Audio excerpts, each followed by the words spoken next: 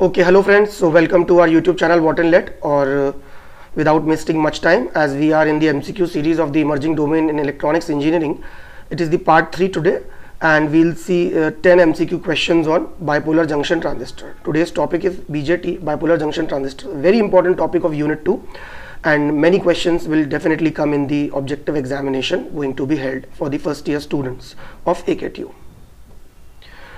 A transistor has a beta of 250, the base current is given 20 microampere. The question is saying the collector current IC. Okay, so everyone knows that beta, that is the gain of common emitter transistor, it is given by the formula IC over IB. Always remember the current gain of common base is alpha, that is IC by IE. Fine. The current gain of common emitter is beta, that is IC by IB, and gamma the current gain of common collector, and IE equal to IB plus IC. ये कुछ फॉर्मूले हैं simple से जिनके ऊपर exam में question जरूर आएगा. ठीक, तो करते हैं. IC beta is equals to IC by IB. Beta की वैल्यू कितनी गिवन है आपको? 250. IC हमें कैलकुलेट करना है और IB कितना है? 20 माइक्रो एम्पियर. तो IC कितना हुआ? 250 इंटू 20 माइक्रो एम्पियर. और जब आप इसे सॉल्व करेंगे तो आंसर क्या आएगा? 5 milli ampere. What is the correct option? The correct option is 5 milli amperes. Fine. Next question. To operate properly a transistor's base emitter junction must be forward biased and reverse bias should be applied to which junction? Okay, so we all know that in transistor the emitter base junction is kept forward biased and the collector base junction is kept reverse biased, so that we can make the transistor work in the active region and as an amplifier. तो collector base junction जो है वो क्या रखा जाएगा? वो reverse biased रखा जाएगा. फाइन. तो इसका सही आंसर था D. Moving forward, when a silicon diode is forward biased, what is the VBE for a common emitter configuration? So always remember, अगर सिलिकॉन डायोड फॉरवर्ड बायस्ड है तो और VBE की जो वैल्यू लेनी है तो वो हमेशा सिलिकॉन डायोड के नी वोल्टेज के बराबर होती है, और सिलिकॉन डायोड का जो नी वोल्टेज होता है VK, वो क्या होता है? 0.7 वोल्ट होता है. तो करेक्ट ऑप्शन क्या है इस आंसर का? C, that is 0.7. Fine. Moving forward. What is the current gain of a common base configuration when IE is 4.2 and IC is 4 milliampere? देखिए, मैंने अभी आपको बताया था, एक क्वेश्चन हमने किया करंट गेन के ऊपर जो कॉमन एमिटर का था, और अब यहाँ पर आ गया कॉमन बेस. तो मैंने आपको पहले ही बताया कि ये सब आपको याद होने चाहिए फॉर्मूलेज. अल्फा क्या होता है भाई? अल्फा होता है IC बराबर IE. IC की वैल्यू क्या गिवन है आपको? 4 मिली एम्पियर, और IE की वैल्यू क्या गिवन है आपको? 4.2 मिली एम्पियर. जो आप इसे सॉल्व करेंगे तो आंसर आएगा 0.95. फाइन. तो इसका करेक्ट आंसर क्या है इस क्वेश्चन का? Correct answer is D, that is 0.95. Fine. मैं दोबारा रिपीट करूंगा, ये कुछ फॉर्मूलेज हैं करंट गेन के, याद कर लें. कॉमन बेस के लिए, कॉमन एमिटर के लिए, कॉमन कलेक्टर के लिए. Examination of point of view से ये बहुत इंपॉर्टेंट है. फाइन. चलिए आगे बढ़ते हैं. A transistor has 1 PN junction, 2 PN junctions, 3 PN junctions, 4 PN junctions. A very simple question. Transistor को 2 diodes connected back to back भी कहा जाता है. ट्रांजिस्टर का सिंपल सा अगर डायग्राम हम बनाएं तो क्या होता है? ऑपोजिट टाइप का सेमीकंडक्टर जो होता है वो सैंडविच कर दिया जाता है. जैसे कि ये मान लीजिए मैंने एक PNP ट्रांजिस्टर बनाया. ठीक, तो देखिए, it consist of how many PN junctions? 1 and 2. So transistor consists of 2 PN junctions. So 5 का आंसर क्या होगा? The answer is B. Right? Moving forward, the base of a transistor is dash heavily doped, moderately doped, lightly doped, or none of the above. ये एक बहुत important portion है, यहाँ थोड़ा सा डिस्कस करना चाहूँगा. ये क्वेश्चन इस तरीके के आते हैं कि बेस की डोपिंग कैसी होती है, बेस एमिटर और कलेक्टर किसकी डोपिंग ज़्यादा है, या फिर साइज़ जो है वो क्या है, कौन थिन है, किसका साइज़ बड़ा होता है ना. इस तरीके के सवाल आते हैं. तो देखिए, यहीं पर इस कॉन्सेप्ट को क्लियर करते हैं ताकि इस तरीके का कोई भी क्वेश्चन अगर आगे आए तो आपको समझ में आ जाए.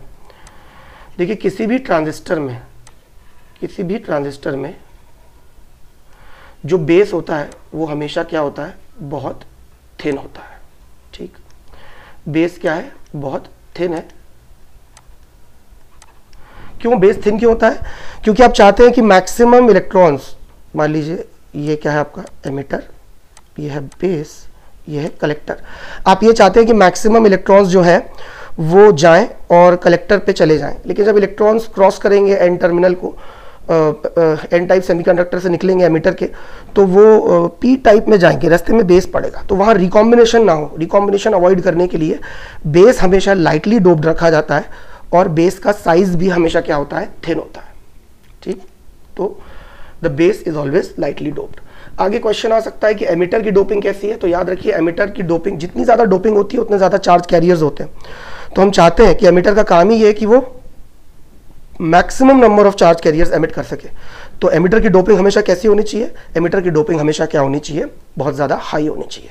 तो याद रखें एमिटर हेविली डोप्ड होता है, बेस लाइटली डोप्ड होता है और कलेक्टर मॉडरेटली डोप्ड होता है। बात करें साइज की, बेस का साइज थिन होता है और कलेक्टर का साइज बड़ा होता है, कलेक्टर का साइज रिलेटिवली लार्ज होता है। ठीक, कलेक्टर का साइज लार्ज क्यों होता है फ्रेंड्स? क्योंकि कलेक्टर पे जब हीटेड चार्ज कैरियर्स वो कलेक्ट करता है तो लॉट ऑफ हीट जनरेट होती है कलेक्टर टर्मिनल पे, और बहुत हीट जनरेट जब होती है तो उस हीट को डिसिपेट करने के लिए, उस हीट को डिसिपेट करने के लिए जो साइज है कलेक्टर का वो क्या रखा जाता है, कलेक्टर का साइज रखा जाता है लार्ज। ठीक, आगे के कुछ सवाल इसी पे मिलेंगे आपको। चूंकि हम यहाँ ये सवाल डिस्कस कर रहे थे तो मैंने इसको यहीं पर कवर कर दिया। ये बहुत इंपॉर्टेंट रीजनिंग है जिसके ऊपर सर्टेनली एग्जाम में क्वेश्चन आपको मिलेगा। The element that has the biggest size in a transistor, मैंने अभी आपको बताया बिगेस्ट साइज किसके पास होता है, बिगेस्ट साइज होता है कलेक्टर। वाई? बिकॉज आपको पता है कलेक्टर के ऊपर हीट जनरेट होती है और उस हीट को डिसिपेट करने के लिए कलेक्टर का जो साइज है वो क्या रखा जाता है, उसका साइज हाई, सबसे ज्यादा बड़ा रखा जाता है, बिग रखा जाता है। ठीक, the emitter of a transistor is, मैंने अभी बताया आपको। डोपिंग की अगर बात की जाए तो एमिटर क्या होता है, emitter is always heavily doped. Emitter हमेशा कैसा होगा, हेविली डोप्ड होगा। ये बात ध्यान रखिए, emitter is always heavily doped. Fine, आगे बढ़ते हैं। ये बड़ा इंपॉर्टेंट सवाल है, जब सब्जेक्टिव पे एग्जाम होता था तब भी ये सवाल हमेशा आता था 2 मार्क्स में। अब तो खैर ऑब्जेक्टिव हो रहा है तो बिल्कुल ये सवाल आएगा ही आएगा, यूनिवर्सिटी का फेवरेट सवाल है ये, the current relation between alpha and beta.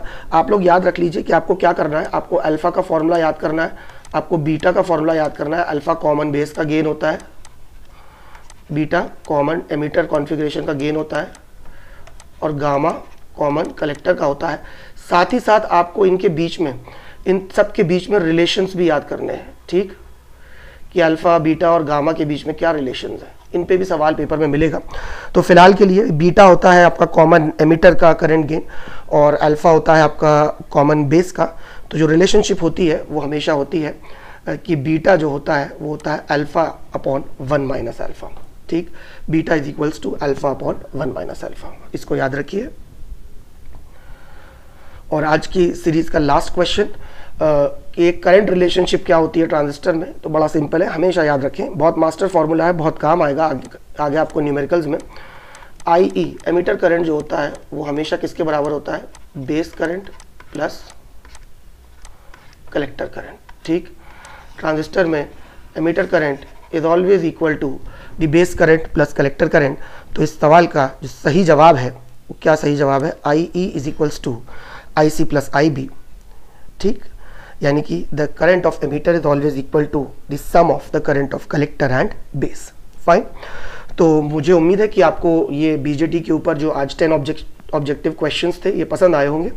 If you like the video then please do comment and share your views with us and please like the video and subscribe the channel। और कल हम फिर मिलेंगे और फिर BJT में अगले 10 सवाल BJT टॉपिक से हम कवर करेंगे और कुछ नए सवाल लाएंगे और उम्मीद करते हैं कि ये क्वेश्चंस आपको मददगार साबित होंगे आपके एग्जामिनेशन में। Thank you so much, stay with us.